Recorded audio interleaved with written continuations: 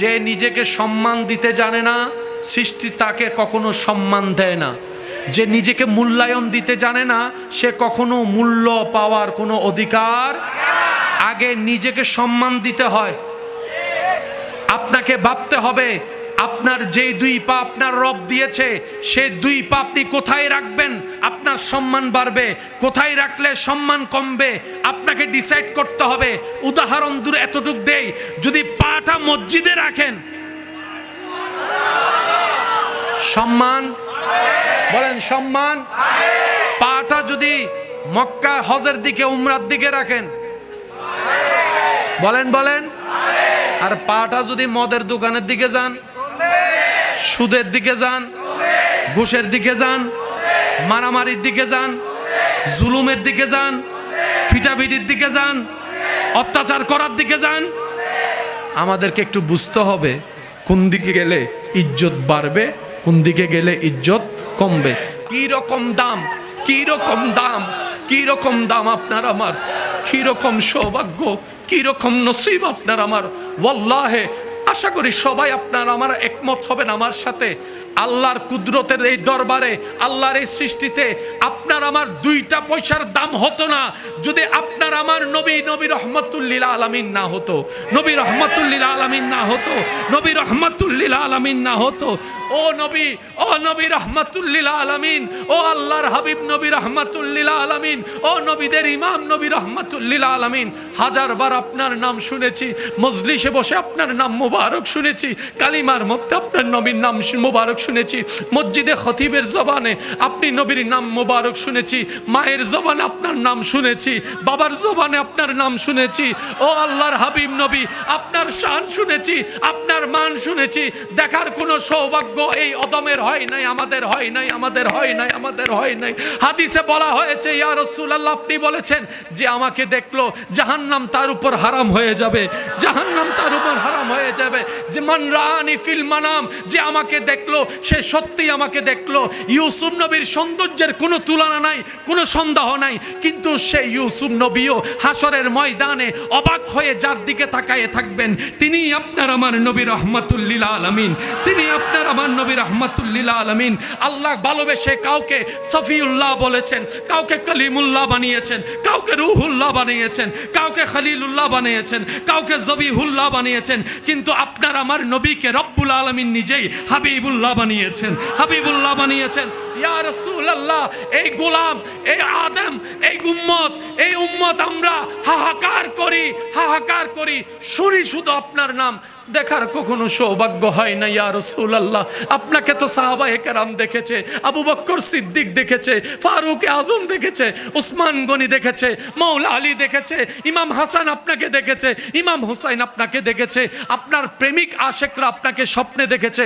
আমরা সেই রকম প্রেমিক এখন হতে পারি না। ইয়া রাসূলুল্লাহ, ইয়া রাসূলুল্লাহ, আপনার রবের সদকায় আপনার কাছে আমাদের চাওয়া, ইয়া রাসূলুল্লাহ, জীবনে একবার হলো আমাদেরকে স্বপ্নের মধ্যে দিদার দিয়ে দেন। ইয়া রাসূলুল্লাহ, জীবনে একবার হলো স্বপ্নে আপনার দিদার দিয়ে দেন। ইয়া রাসূলুল্লাহ, ইয়া রাসূলুল্লাহ, আপনাকে যদি এই উম্মতেরা একবার স্বপ্ন দেখি, আমাদের জীবনের সমস্ত চাওয়া পূরণ হয়ে যাবে। অনেকের মা কবরে আছে, অনেকের বাবা কবরে আছে। আপনি যখন নামাজ পড়েন আপনার মা বাবা পার্সেন্টেজ পায়। আপনি যখন কাউকে দান করেন আপনার মা বাবা পার্সেন্টেজ পায়। আপনি যখন রবের জিকির করেন আপনার মা বাবা পার্সেন্টেজ পায়।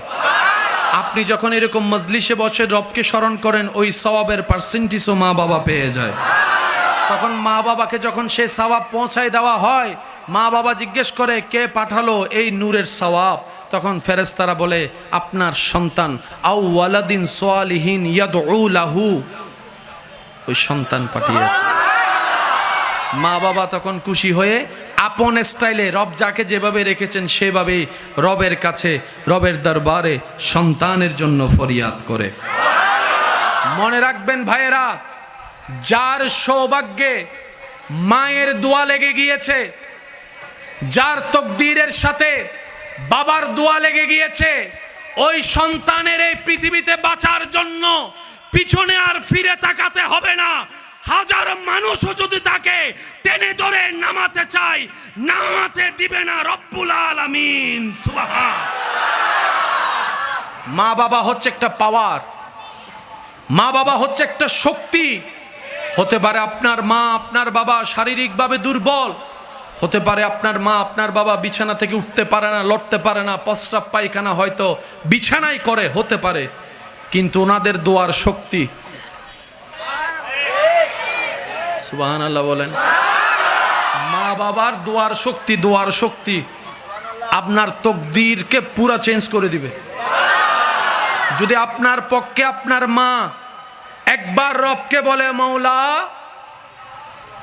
আমি তো চলে যাচ্ছি, মা আমার সন্তানকে তোমার জিম্মায় দিলাম।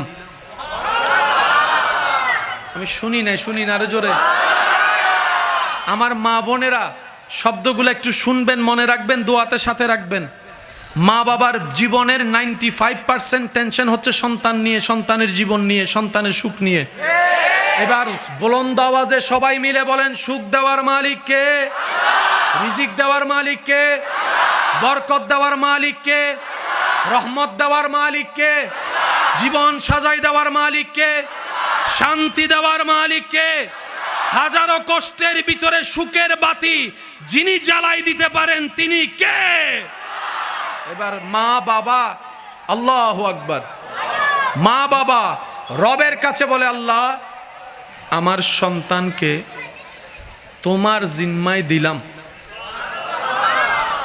কেউ যখন ঘর থেকে বের হয়, আমরা বিদায় দেওয়ার সময় ওনাকে কি বলি? শুনিনি, আর একটু আস্তে, একদম ছোট্ট একটা শব্দ না, 1 সেকেন্ড লাগে, ফি আমানিল্লাহ, কিন্তু এটার জিম্মাদারি। মা যখন বলে সন্তান দূরের পথে যাচ্ছে, যা বাবা, ফি আমানিল্লাহ, সাথে সাথে রব্বুল আলামিনের কুদরতি ব্যবস্থাপনা সেই সন্তানের দায়িত্ব নিয়ে ফেলে। সেই সন্তান যদি বের হওয়ার পর তকদিরের লিখনিতে রবের হুকুমে যদি রাস্তাঘাটে মৃত্যুও হয়, ওই মৃত্যুটার অন্য মৃত্যুর মতো হবে না, সেটাও শানওয়ালা রহমতের চাদরের নিচের শান্তির মৃত্যু হবে। মা পানি খেতে চেয়েছে, আনতে আনতে মা ঘুমাচ্ছে, সন্তান এসে দেখে মা ঘুম। ডাকবো নাকি ডাকবো না, ডাকবো নাকি ডাকবো না, দিল বলে ডাকলে মায়ের আরামের ঘুমটা নষ্ট হবে, আবার না ডাকলে মার তো তৃষ্ণা থেকে যাবে যদি আমি ঘুমিয়ে যাই। যাক, আজকে আমার মায়ের জন্য ঘুমটাকে না হয় কোরবানিয়ে দিলাম। ঘুম যখন চেপে আসে তখন আর আই লাভ ইউ থাকে না। যখন চোখের মধ্যে ঘুম ভালো করে আসে তখন দেখবেন যতই আপনি তারা শক্ত করে ধরে রাখেন, কথা বলেন, তখন আর প্রেম ফিরিতি থাকে, টান ভালোবাসা থাকে। তখন যদি সব চাইতে প্রিয় মানুষটা এসে বলে, আসো আমার সাথে একটু বাইরে চলো, তোমাকে একবারে স্বর্ণ দিব, বোধহয় তুই দুর্মিকে যা, আগে ঘুম যায়। ঘুম নিয়ে কোনো কম্প্রোমাইজ বলেন না, ঘুম নিয়ে কোনো কম্প্রোমাইজ। কিন্তু সেই দিন সেই সন্তান বলে যে আজকে ঘুম তুই ভারী নাকি আমার মায়ের সেবা ভারী, আমি আজকে দেখব। ঘুম আসে, লাগে, ঘুমায় না, দাঁড়িয়ে রয়েছে, পড়ে যেতে নয়, পড়তে দেয় না, পানি নিয়ে দাঁড়িয়ে আছে, নিজেও পড়ে না, পানিকেও পড়তে দেয় না, নিজেও পড়ে না, পানিকেও পড়তে দেয় না, নিজেও পড়ে না, পানিকেও পড়তে দেয় না। একদিকে ঘুম আসে, আরামের ঘুম, আরেকদিকে দায়িত্ব, জিম্মাদারি, মায়ের সেবা, দুইটার ভিতরে যুদ্ধ চলছে। বিবেক বলে ঘুমিয়ে যাও, কলব বলে দাঁড়িয়ে থাকো। বিবেক বলে আরাম করো, অন্তর বলে দাঁড়িয়ে থাকো, দাঁড়িয়ে থাকো, দাঁড়িয়ে থাকো। এই যে দুই দিকের একজন বালক এভাবে করছে, ওদিক থেকে তাকিয়ে আছে রব্বুল আলামিন, ওদিক থেকে তাকিয়ে আছে রব্বুল আলামিন।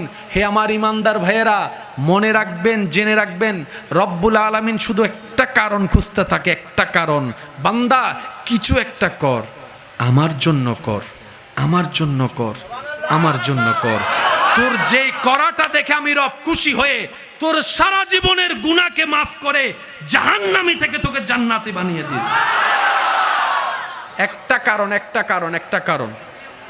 একটা কারণ মূসা নবীর উম্মতের ভিতরে যাকে সবাই জাহান্নামী ভাবতো রব্বুল আলামিন জান্নাতি দিয়ে দিয়েছেন। একটা কারণ পাওয়া গিয়েছে, শুধু কুকুরকে পানি খাওয়াইছে। মনে রাখবেন, রব চাই সবাই জান্নাতে যাক, সবাই। যিনি বানিয়েছেন তিনি চাই সবাই যাক জান্নাতে। আল্লাহ কেন? রব বলে যে আমি জান্নাত বানাইছি আমার বান্দাদের জন্য, তারাই যদি না যায় জান্নাতের সৌন্দর্য কি আর লাগবে? কিছুক্ষণ পরে লাইটিং থাকবে কি থাকবে না? থাকবে। আপনারা থাকবেন না? যে প্যান্ডেলও মোটামুটি সবাই চলে যাওয়ার পরে গেটের মধ্যে আসা একটু দেখাই, দেখেন তো লাগবে মরা কিচ্ছু নেই। জান্নাত এখনো আছে না নাই? কিন্তু মানুষ একটু কল্পনা করে দেখেন তখন জান্নাত কিরকম, রং, মজা, স্বাদ কিচ্ছু নাই।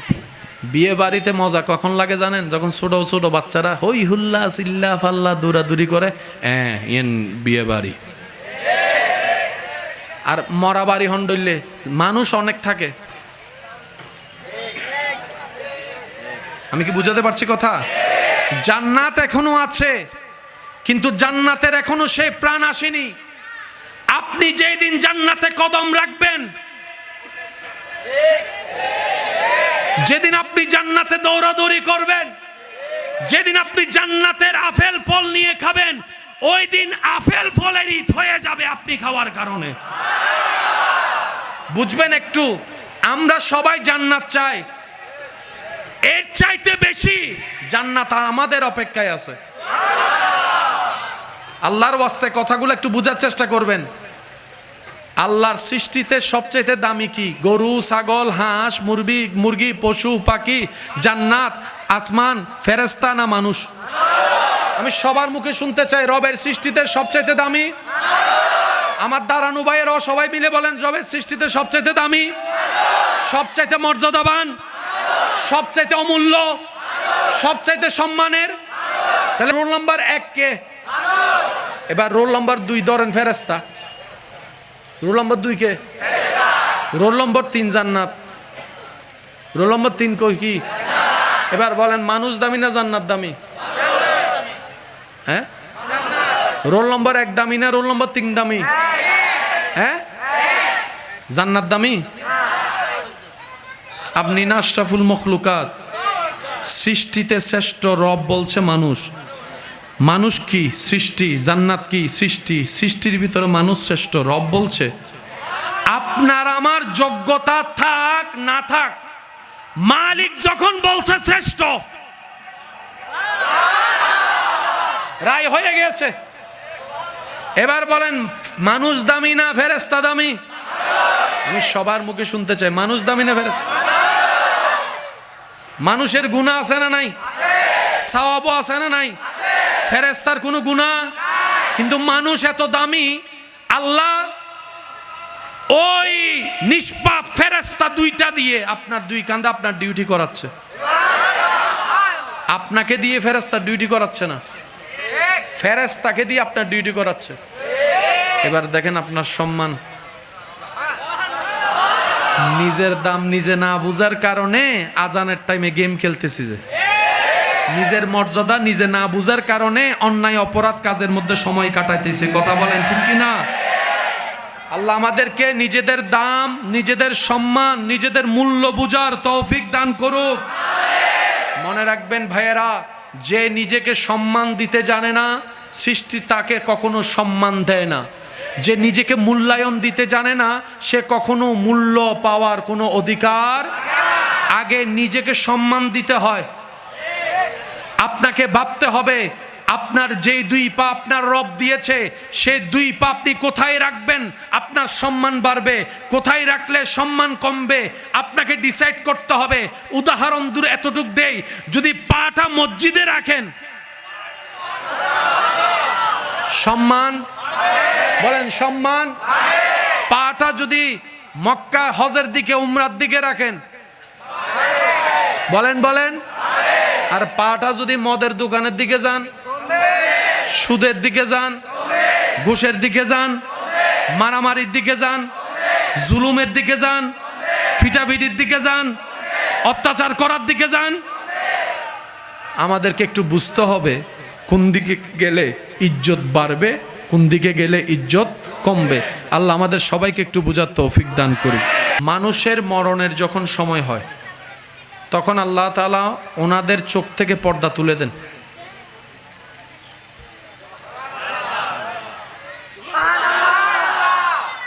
যুবকরা চুপ থাকবেন, মুরব্বী কেউ যদি থাকেন আমাকে উত্তর দিবেন।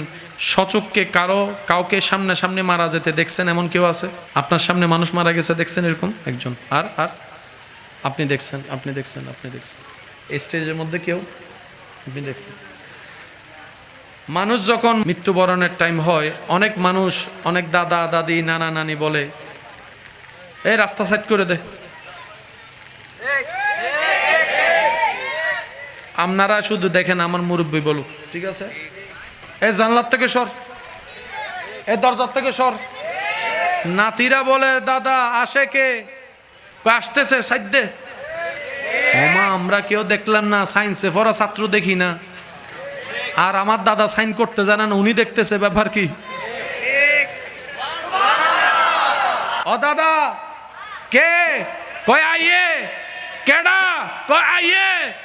ওমা আমি দেখি না, মায় দেখে না, বাবে দেখে না, চাচাই দেখে না, চাচি দেখে না, কেউ দেখে না। উনি বলে যে সর। যখন টাইম চলে আসে,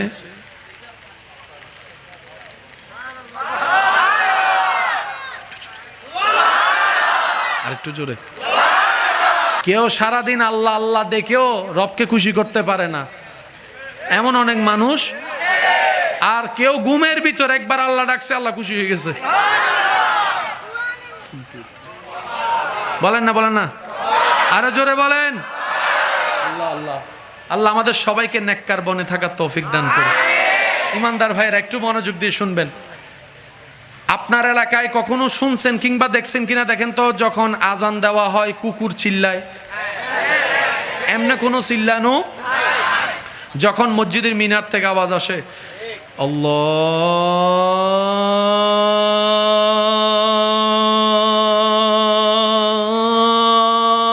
আল্লাহু আকবার, আল্লাহু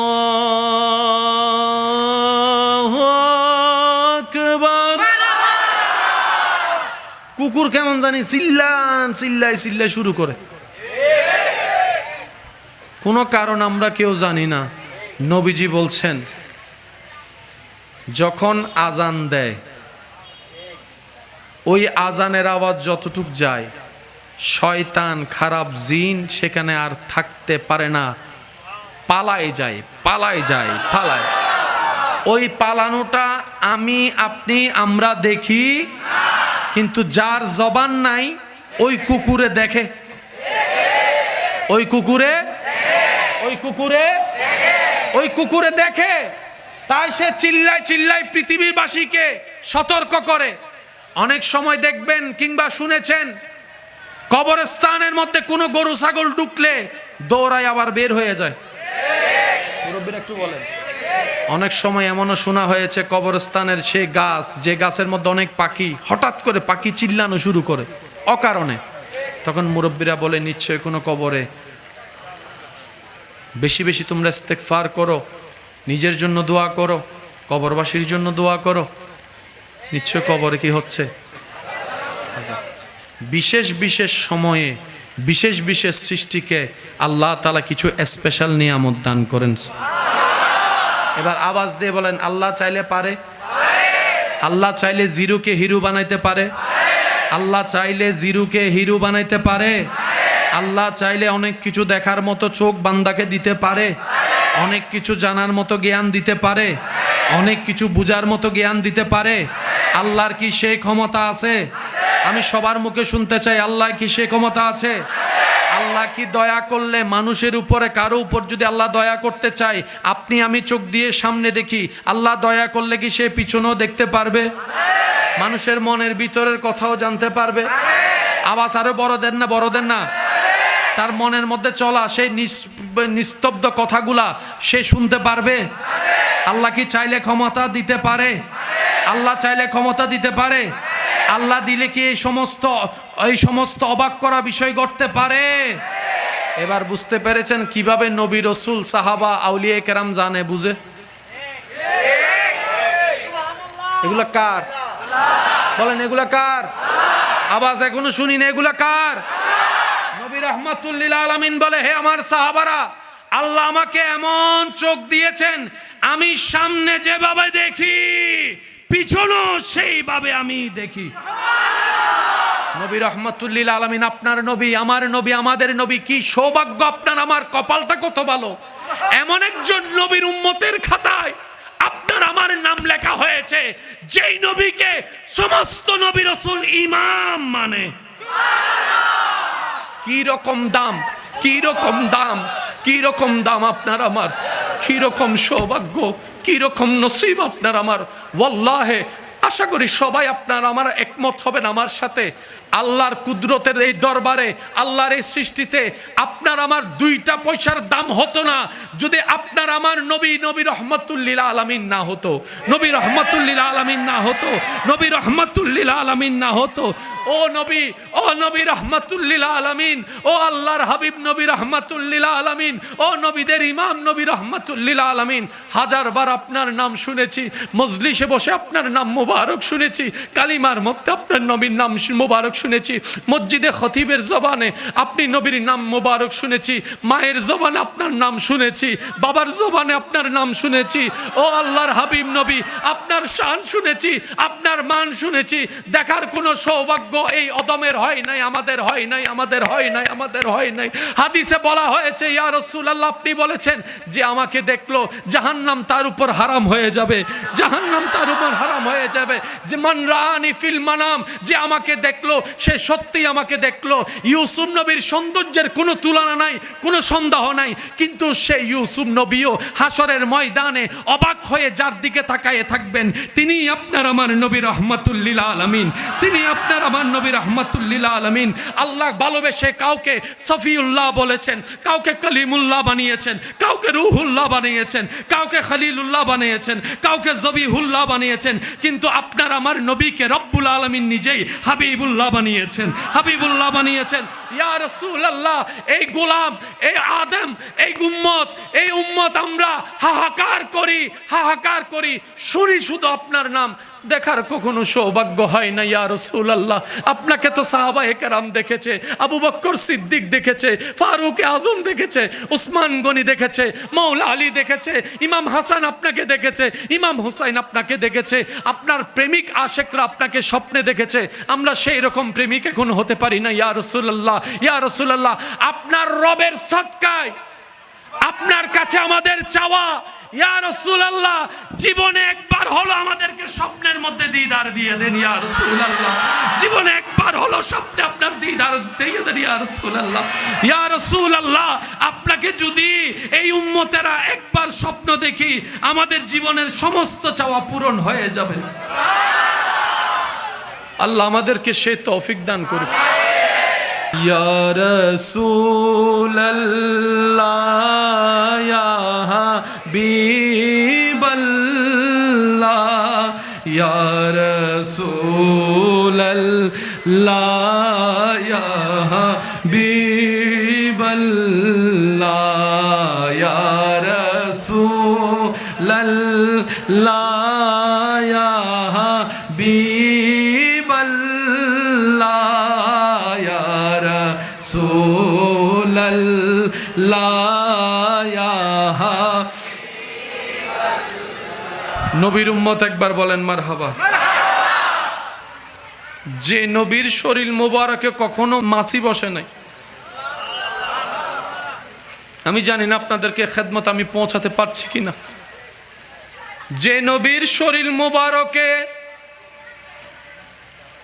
জীবনে কোনোদিন মশা মাছি বসেই নাই। এই দুনিয়ার মানুষ তায়েফ নগরীতে সেই নবীর উপর পাথর মেরেছে।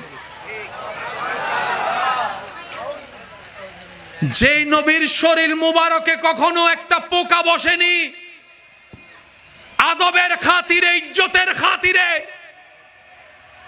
তায়েফ নগরীর সেই অবাধ্য মানুষগুলা ছোট্ট ছোট্ট বাচ্চা লাগাই দিয়েছে পাথর মারার জন্য।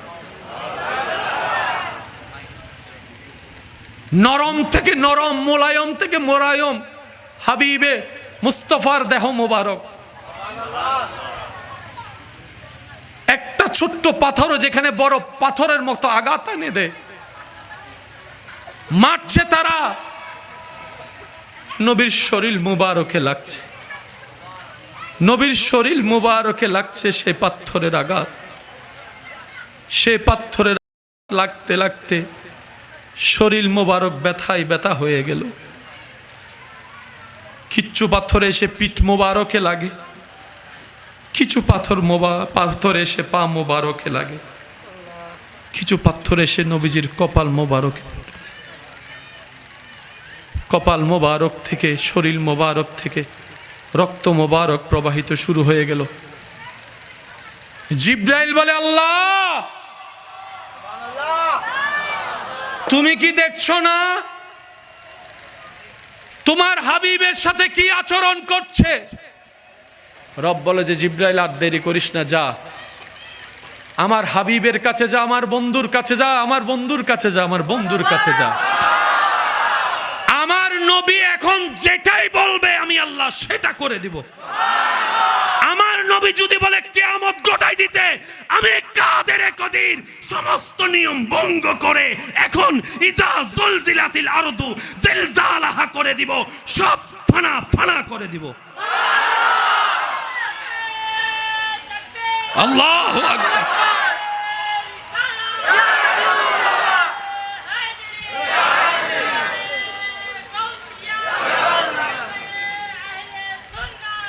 উচ্চ আওয়াজ একবার বলেন মারহাবা। জিব্রাইল আসলেন, আমি সবার মনোযোগ চাচ্ছি আমি। জিব্রাইল আসলেন, নবীকে সালাম দিলেন। নবী ব্যথায় কাতর হয়ে জিব্রাইল এসে সালাম দিলেন, আসসালাতু ওয়াসসালামু আলাইকা সাইয়্যিদি ইয়া রাসূলুল্লাহ। হাবিব, আল্লাহ আমাকে পাঠিয়েছেন, আপনি শুধু আজিন হুকুম দেন, হুকুম হুকুম। আপনি যদি এখন বলেন দুই দিকের পাহাড়, আল্লাহর হুকুম আমি এক জায়গায় এনে তাদেরকে ফেলবো, পিষে পিষে। আল্লাহর হাবিবের গায়ে হাত দেয়, কুল কায়নাতের মালিকের বন্ধুর গায়ে আঘাত করে, সৃষ্টি হয়ে স্রষ্টার বন্ধুকে কষ্ট দেয়। এইরকম বেয়াদবকে রাখা যাবে না, এইরকম বেয়াদবকে আর নিঃশ্বাস নিতে দেওয়া যাবে না, এইরকম বেয়াদবকে আর পৃথিবীর জমিনে থাকার তাদের কোনো অধিকার নাই, অধিকার নাই, অধিকার নাই। জিব্রাইল বলে, হাবিব একবার আদেশ করেন, একবার, তারপরে বাকি কাজ আমি সামলাচ্ছি। আমি জিব্রাইল, যদিও আমার কাজ ওহী আনা, আমি জিব্রাইলের আজীবনের ডিউটি আল্লাহর বার্তা আনা, কিন্তু আমি জিব্রাইলকে আল্লাহ আজকে দায়িত্ব পাল্টাই দিয়েছেন। আযাবের সাথে আমার কোনো সম্পর্ক নাই, কিন্তু আজকে আমার রব আমার দায়িত্ব পাল্টাই দিয়েছেন। হাবিবকে শুধু একবার আজিন নির্দেশ করুন, আপনি জবান দিয়ে যা বের করবেন আজকে সেটাই ঘটে যাবে এই পৃথিবীর বুকে। সুবহানাল্লাহ। জিব্রাইলকে নবী বলে, ইয়া আখি জিব্রাইল, ও আমার ভাই জিব্রাইল, একটু শান্ত হও, একটু শান্ত হও। সান্ত্বনা দিচ্ছেন কে? যিনি আঘাতপ্রাপ্ত। আঘাতপ্রাপ্তকে অন্যরা সান্ত্বনা দিতে হয়, আমাদেরকে। আমাদের নবী এমন শানওয়ালা, আঘাত নিজে পেয়েছেন, আবার যিনি নবীর পক্ষে কাজ করতে এসেছেন ওনাকে বলছেন, ইয়া আখি জিব্রাইল, একটু শান্ত হও, একটু শান্ত হও, একটু শান্ত হও, শান্ত হও। এভাবে বলিও না। আমার রব জালালিয়াতে চলে গেলে সব লন্ডভন্ড হয়ে যাবে। আমার রব একবার রেগে গেলে সব কিছু লন্ডভন্ড হয়ে যাবে। আল্লাহ পাকের একটা নাম আছে হালিম, হালিম, মহা ধৈর্যশীল। সেজন্য আপনি আমি রবের জমিনে দাঁড়িয়ে হাজার গুনাহ করে রবের অবদ্ধতা করলেও রব আমাদেরকে আযাব দেয় না, সহ্য করে। রব্বুল আলামিন অপেক্ষা করে বান্দা যদি তওবা করে মাফ করে দেওয়ার জন্য। সুবহানাল্লাহ। নবী রাহমাতুল লিল আলামিন বলে, জিব্রাইল একটু শান্ত হও, একটু ধৈর্য ধরো, একটু অপেক্ষা করো। তারা তো চিনে নাই আমাকে, না চিনে মেরেছে, তারা তো বুঝে নাই, না বুঝে মেরেছে। আমি তাদের উপর কোনো কষ্ট রাখি নাই, আমি তাদেরকে মাফ করে দিয়েছি, আমি তাদেরকে মাফ করে দিয়েছি, আমি তাদেরকে মাফ করে দিয়েছি।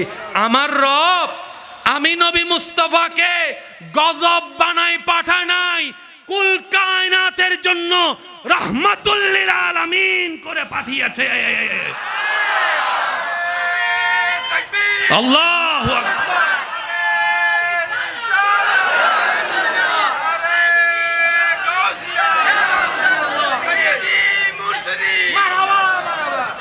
কারো জবান যেন চুপ করে না থাকে, কি আওয়াজে?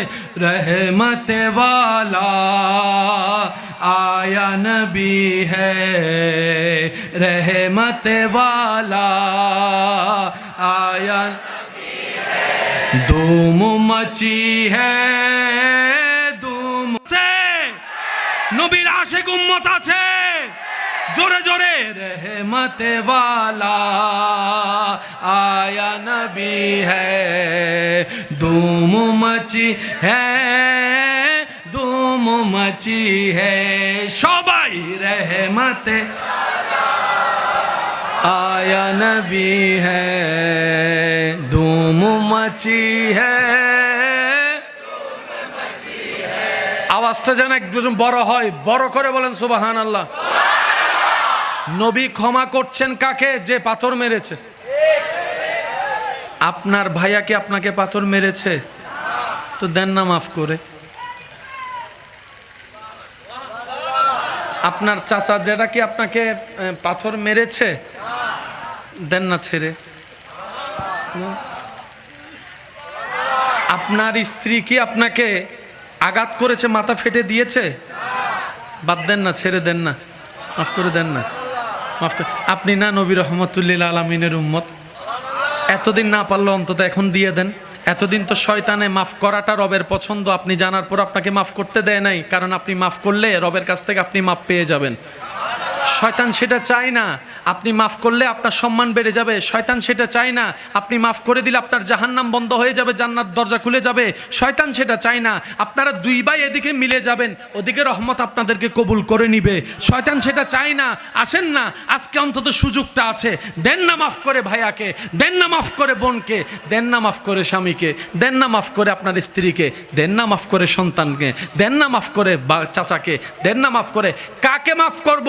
বলে যে আমি আমার চাচাকে মাফ করব না, জেঠাকে মাফ করব না, স্ত্রীকে মাফ করব না, স্বামীকে মাফ করব না। আমি শ্রদ্ধার সাথে বলি, আপনার বউকে মাফ করার দরকার নাই, আপনার স্বামীকে মাফ করার দরকার নাই, আপনার চাচাকেও মাফ করেন না, আপনার জেঠাকেও মাফ করেন না, ওনাদেরকে মাফ করেন না। এবার আমার ভাই আমাকে বলে, তাহলে মাফ কারো করব?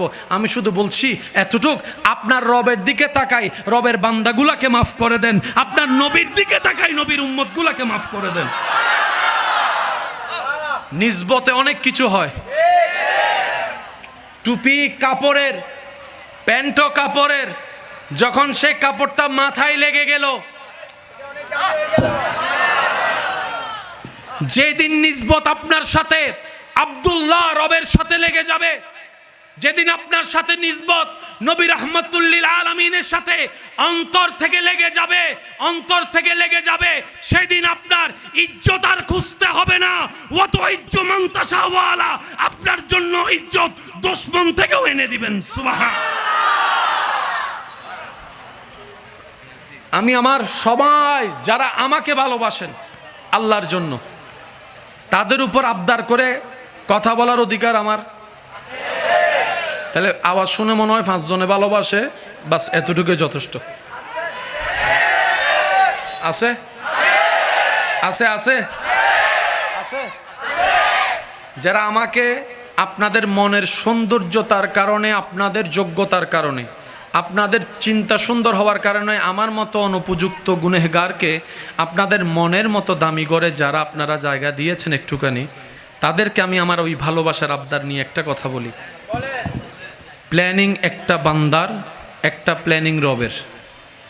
বান্দারটা 50-50, ভালো হতে পারে, খারাপও হতে পারে, কিন্তু বান্দা যখন ধৈর্য ধরে রবের প্ল্যানিংয়ের সাথে নিজের প্ল্যানিংয়ের অপেক্ষা করে, সে জিতবেই জিতবেই জিতবেই জিতবে। সে আর হারে না, কারণ প্ল্যানিং করছে কে? আমরা হারি কেন? রবের প্ল্যানিং আসার আগে আমরাই সব করে ফেলি। এত টাইম আছে নাকি? যা করার এখন করতে হবে, এখন এখন এখন এখন এখন। আমি কি বুঝাতে পারছি কথা? এবার বলেন, ব্যর্থতা কাদের? পিছনের ভাইদের আওয়াজ শুনি নাই। ব্যর্থতা কাদের? দোষ কাদের? কমতি কাদের? রব বলে যে পৃথিবী সৃষ্টি করেছি 1000 কোটি বছর হয়েছে, তোকে তো আমি 10,000 বছর আগে পাঠাই নাই। আমি রব তো একটা প্ল্যানিং করেছি। যখন প্ল্যানিং করেছি তখন তোর মা বাবার বিয়ে হয়েছে।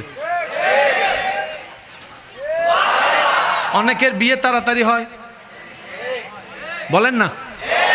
অনেকের বিয়ে দেরিতে হয়, অনেকের বাচ্চা তাড়াতাড়ি হয়, অনেকের বাচ্চা দেরিতে হয়। বলেন তো ভাইয়া, এই প্ল্যানিং গুলা কার? এই প্ল্যানিং কার? কারণ আমরা অতীত দেখেছি, বর্তমান জানি, ভবিষ্যৎ কল্পনা করি। আর আমাদের রব অতীত জানে, বর্তমানও জানে, ভবিষ্যৎও জানে, প্রকাশ্য জানে, গোপনও সবকিছু জানে। ওই রকম একজন রব যার কাছে আছে, তার আবার টেনশন কি?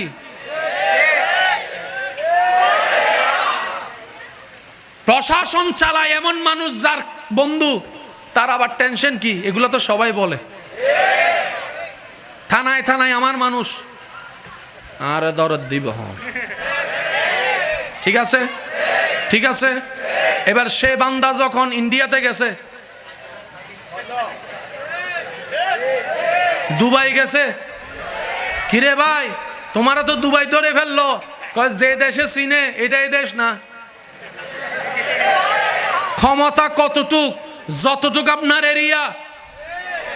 এই এলাকার নেতা ঢাকায় গিয়ে বুক ফুলাই কথা বলতে পারবে না, এটাই বাস্তবতা। ঢাকার বড় নেতা দুবাই গিয়ে বুক ফুলাই কথা বলতে পারবে না, এটাই বাস্তবতা। দুবাইয়ের বড় নেতা আমেরিকায় গিয়ে চিল্লাই কথা বলতে পারবে না। যার ক্ষমতা যেখানে, তার পাওয়ার সেখানে। সেজন্য আল্লাহওয়ালারা দুনিয়াওয়ালার সাথে বন্ধুত্ব করে না, আল্লাহওয়ালারা দুনিয়ার পাওয়ার নেয় না, তারা উনার সাথে বন্ধুত্ব করে, ওই রবের সাথে বন্ধুত্ব করে যার ক্ষমতা আসমানে চলে, জমিনে চলে, সাগরে চলে, পাহাড়ে চলে, জান্নাতে চলে।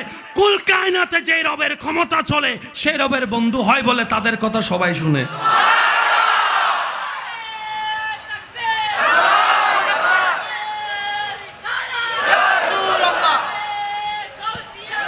উচ্চ আওয়াজ একবার বলেন মারহাবা। দুনিয়ার পাওয়ারফুলেরা চেয়ার যতক্ষণ। আসসালামু আলাইকুম। জি স্যার, আপনি যেটা বলবেন। আপনি বললে এখন পুরা সেগুন বাগু দিব তো। আপনার এক কথায় সবকিছু পিছনে যাইয়ারা হদ দে কারে সারডা হমফরের স ও আল্লাহ হইলে হারাব হই। আই হইলাম মাস্টার্স ফাস আর ইতল দি ক্লাস 4 ফাস।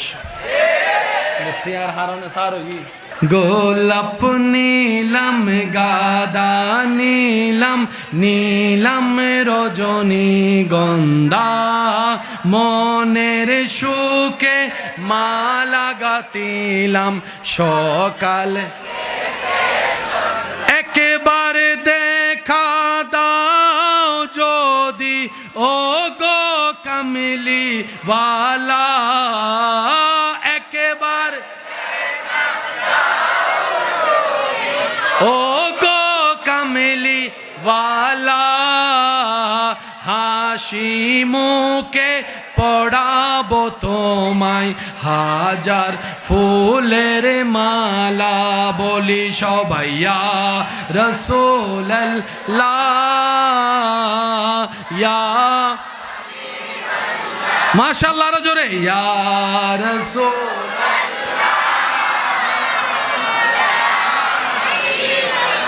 হলুদ ফুলকে প্রশ্ন করি রঙটি কোথায়, উত্তর দেই সেই রংটি ছিল নূর নবীজির ত্বকে। তাই সেই ফুলকে বাগান থেকে তুলে গাতেলাম মালা। বলি সবাই ইয়া রাসূলুল্লাহ, ইয়া। উচ্চ আওয়াজ একবার বলেন মারহাবা।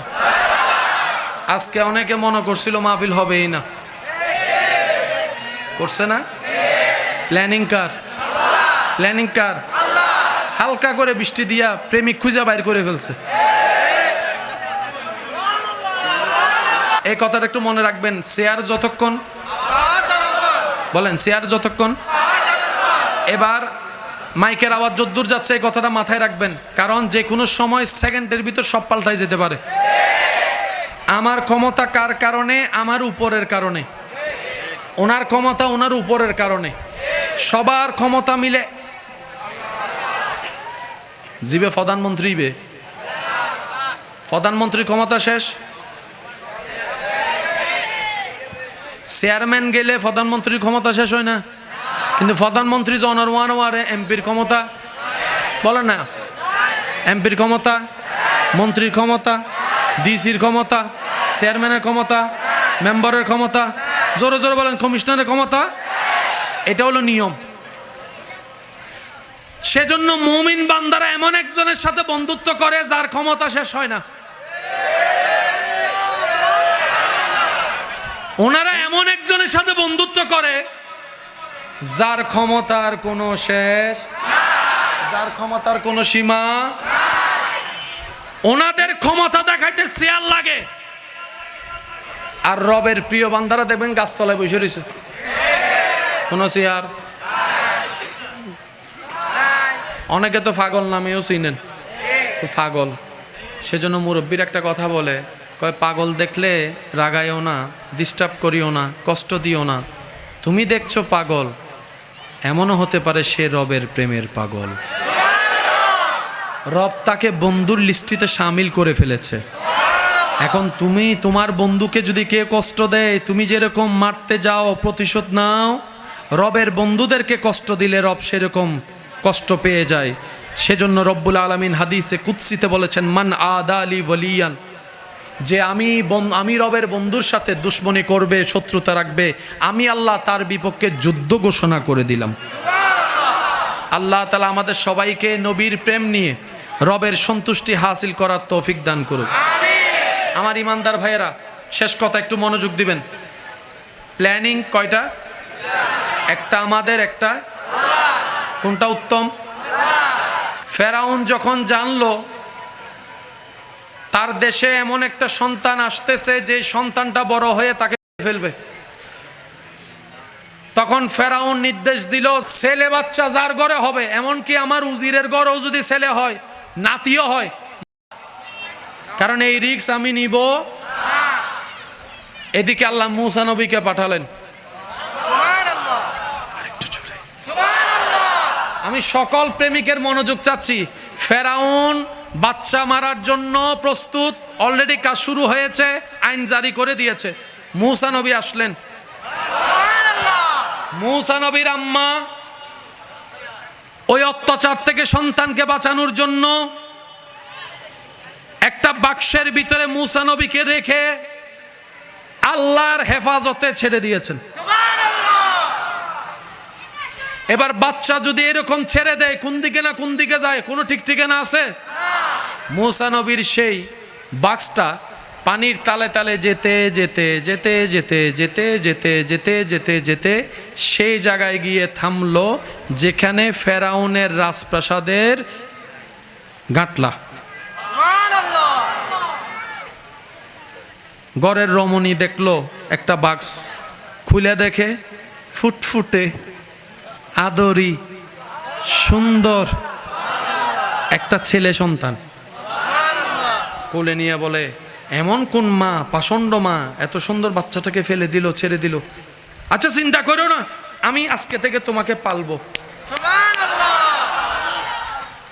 যে চাচ্ছে আল্লাহ কুদরতের হিকমতে ওনাকে ওনার ঘরে ঢুকাই দিছে। এবার বলেন, মানুষ যখন কিছু হারায় ভিতরে খুঁজে না বাইরে? অনেক সময় চশমা নাকে রাইকা, নাকত চশমা রাহি, 1 ঘন্টা তোয়াইরে যাতে ন ভাই আয়নার সামনে যাতে গেই মাথা গরম করি অমাইলে ফিরে দিন তাই না? হয় বলেন না? হয়। অনেক সময় কানের উপর কলম রাইখা ফেরাউনে সব জায়গায় খুঁজে আল্লাহ মূসা নবীকে বড় করলেন দুশমনের ঘরে। সুবহানাল্লাহ, জোরে বলবেন। ফেরাউন যখন খবর পাইছে এরকম একটা বাচ্চা পাওয়া গেছে, ওনার সহধর্মণি এটাকে কবুল করছে, সেজন্য আর বিরোধিতা করে না। মূসা নবী যে ওরা ইঙ্গিত ছোটবেলায় দিয়ে দিয়েছিল কয়েকবার, কিন্তু সে বুঝার মতো জ্ঞান ছিল না।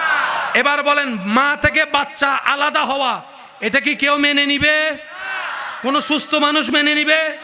যতই অপরাধ হোক, যদি মা অপরাধও করে আইনের একটা ধারা আছে, তাকে জেলখানার মধ্যে নিয়ে রাখতে পারবে, কমপক্ষে 5-6 বছর 7 বছর লালতে পালতে পারবে আলাদাভাবে। এবার ছোট বাচ্চা দুধ খাওয়ার জন্য একজন দুধ মা লাগবে নি? ফেরাউন বলল, যত জনের বাচ্চা ডেলিভারি হয়েছে সবগুলাকে আনো। সেখানের ভিতর মূসা নবীর অরিজিনাল মাও আসছে। এবার ফেরাউন বলে যে সাই বাচ্চারে দুধ খাওয়াও। ওই মা মূসা নবীর নিলেন, স্তন মুখে দেয় মূসা নবী, যে আসে এখন বাচ্চারা তো দুধ খাওয়ানোর জন্য মা লাগবে। এতগুলা মহিলা কারোটাই খায় না। যখন আপন মা আসছে, ফেরাউন বলে যে আপনার আর ওখানে থাকার দরকার নেই, আপনি এখানে থাকেন। বাচ্চাই মা পাইয়ে গেছে। সুবহানাল্লাহ করে যায় বললেন, আর একটু আস্তে করে বলেন, বাচ্চা মা পেয়ে গেল। এবার গর্জন দিয়ে বলেন, প্ল্যানিং কার? আজকে থেকে আমাদের কোনো প্ল্যানিং সাকসেস না হলে মন খারাপ করার দরকার নেই। মনকে বুঝ দিবেন, মানুষের মন তো অশান্ত তো হবেই। শয়তানের সাথে আমাদের বন্ধুত্ব গাঢ়, তো সেজন্য একটু 19-20 তো লাগবেই। তারপরে ইমানি শক্তি দিয়ে নিজের মনকে বুঝ দিবেন, আমার প্ল্যানিংয়ের চাইতে আমার রবের প্ল্যানিং বড় উত্তম, বড় উত্তম। আমি আর কি প্ল্যানিং করব? আমার রবের উপর প্ল্যানিং ছেড়ে দিয়েছি। জায়গা খাচ্ছে, ঠিক আছে, নিশ্চয় কোনো হিকমত আছে। অভাবে পড়েছি, নিশ্চয় কোনো হিকমত আছে। চাকরি পাচ্ছি না, ব্যবসা হচ্ছে না, নিশ্চয় কোনো হিকমত আছে। আমার সন্তান হতে দেরি হচ্ছে, নিশ্চয় কোনো হিকমত আছে। আমার বিয়ে হতে দেরি হচ্ছে, নিশ্চয় কোনো হিকমত আছে। কোনো না কোনো, এতটুক তো জানি, আমার রব যা করেন বান্দার ভালোর জন্যই করেন। কিছু কিছু মানুষ জীবন থেকে চলে গেলে আমরা খুব ভেঙে পড়ি, আফসোস করতে করতে শেষ, খাবার দাবার সব বন্ধ। আমরা বুঝার চেষ্টা করি না, দুনিয়ার জীবনে আল্লাহ কাকে দূরে করে দেন। যে মানুষ থাকলে আপনার আমার জন্য বেশিরভাগ দিন কষ্টের হবে, আল্লাহ তাকে আগে দূর থেকে সরাই দেয়। সেজন্য আমরা বুঝি না বুঝি সর্বাবস্থায় বলবো একটা কথা, সেটা হচ্ছে আলহামদুলিল্লাহ। আর হাজার ব্যস্ততার ভিতরে নামাজ ছাড়া যাবে। অনেকের হাঁটু ব্যথা আছে, কোমর ব্যথা আছে, ব্যাক পেইন আছে। সমস্ত রোগের চিকিৎসা নামাজের বিভিন্ন কর্মের ভিতরে আল্লাহ রেখে দিয়েছেন। আমরা পাই না কেন? আমরা পারফেক্টলি করি না। যেমন শুধু আমি আপনাদেরকে এতটুকু বলবো, রুকু করতে হবে কিভাবে। কোমর এবং মাথা এমন পজিশনে যেতে হবে, পিঠের উপর 1 গ্লাস পানি রাখলে যেন পড়ে না যায়। পিঠের উপর 1 গ্লাস পানি রাখলে যেন, ঠিক এইরকম পিঠ পজিশন করে একটু সময় বাড়াই দিতে হবে। 5G গতির তসবিহ পড়লে টুকুর টুকুর টুকুর টুকুর টুকুর টুকুর, ধীরে ধীরে স্লোলি সুবহান রাব্বিয়াল আযীম। একটু বিরতি দেন, সুবহান রাব্বিয়াল আযীম। আরেকটু বিরতি দেন, সুবহান রাব্বিয়াল আযীম। একাকি পড়লে তো 3 বারের চাইতে বেশি তসবিহ পড়ার সুযোগ আছে, পড়েন না? এটাই তো বড় সৌভাগ্য যে আল্লাহ আপনাকে আমাকে তসবিহ পড়ার সুযোগ দিয়েছেন। কত কোটি কোটি মানুষ তো সিজদাও দিতে পারে না, তসবিহ পড়তে পারে না, আপনি তো পড়তে পারছেন। আমরা পাওয়া না পাওয়ার অনেক হিসাব করি। আমি অদম ছোট্ট মানুষ হিসাবে আমার প্রেমিক, আমার ভালোবাসার মানুষদেরকে আমি একটা কথা বলবো, যে আমরা সব হিসাব বাদ দিই। এর চাইতে বড় পাওয়া আপনার আমার জন্য কি হতে পারে যে আমাদের রব রব্বুল আলামিন, আমাদের নবী রহমতুল্লিল আলামিন, এর চাইতে বড় সৌভাগ্য আমাদের আর কি হতে পারে? সমস্ত না পাওয়াকে যদি এক পাল্লায় রাখেন, আপনি যে একজন রবের মতো রব পেয়েছেন, নবী রহমতুল্লিল আলামিনের মতো একজন নবী পেয়েছেন, এই নিয়ামতের কোন শুকরিয়া আদায় করা আপনার আমাদের পক্ষে আজীবন কাটাই দিল সম্ভব হবে। সেজন্য বুঝি না বুঝি, পাই না পাই, মুখে থাকবে শুধু একটা কথা, আলহামদুলিল্লাহ আলহামদুলিল্লাহ আলহামদুলিল্লাহ। সবাই বলি আলহামদুলিল্লাহ আলহামদুলিল্লাহ। বলতে বলতে মাঝে মধ্যে মুখে একটু মুস্কি হাসি রেখে বলবেন আলহামদুলিল্লাহ আলহামদুলিল্লাহ আলহামদুলিল্লাহ। বললে নিয়ামতও বেড়ে যাবে, ব্রেনও রিল্যাক্স হবে, মনের পাথরও হালকা হয়ে যাবে। সুবহান। মৌলা আলী শের খুদা আলী কাররামাল্লাহু ওয়াজহাহুল করিমকে একজন প্রশ্ন করে, হুজুর আমার জীবনে বেশি অশান্তি, একটু পরামর্শ দেন আমি কিভাবে শান্তি পেতে পারি। আনা মদিনাতুল ইলমি ওয়া আলিউন বাবুহা। মৌলা আলী শের খুদা আলী কাররামাল্লাহু ওয়াজহাহুল করিম বলে, তুমি আল্লাহর মর্জিতে খুশি হওয়া শিখে যাও। আরেকটু জোরে। তুমি আল্লাহর হুকুমে, আল্লাহর মর্জিতে, আল্লাহর সিদ্ধান্তে নিজেকে খুশি রাখা শিখে যাও, শান্তিদাতা তোমার জীবনে শান্তি এনে দিবেন। সুবহান। একজন প্রশ্ন করে, আমি আল্লাহর প্রিয় বান্দা হতে চাই, আমি আল্লাহর প্রিয় বান্দা হতে চাই, আমি আল্লাহকে এমনভাবে ভালোবাসতে চাই যেন আল্লাহ আমাকে ভালোবাসে। হুজুর মৌলা আলী পরামর্শ দিয়েছেন, তাহলে তুমি একটা কাজ করো। বলে যে হুজুর কি কাজ করব? বলে যে তুমি আল্লাহর সন্তুষ্টির উদ্দেশ্যে আল্লাহর সৃষ্টির প্রতি ভালোবাসা বিলানো শুরু করে দাও। কোনো প্রকার দাড়ি কমা, কোনো প্রকার স্বার্থ চাওয়া রাখা যাবে না। রবের সন্তুষ্টির জন্য রবের সৃষ্টিকে ভালোবাসা শুরু করো। এমনকি সেই ব্যক্তিটা যদি তোমার জানেরও দুশ্মন হয়, তুমি বিনা চিন্তায় তাকে মাফ করে দাও, উপকার করো, ভালোবাসো, ওই বান্দার রব তোমাকে ভালোবাসা শুরু করে দিবেন। সুবহান।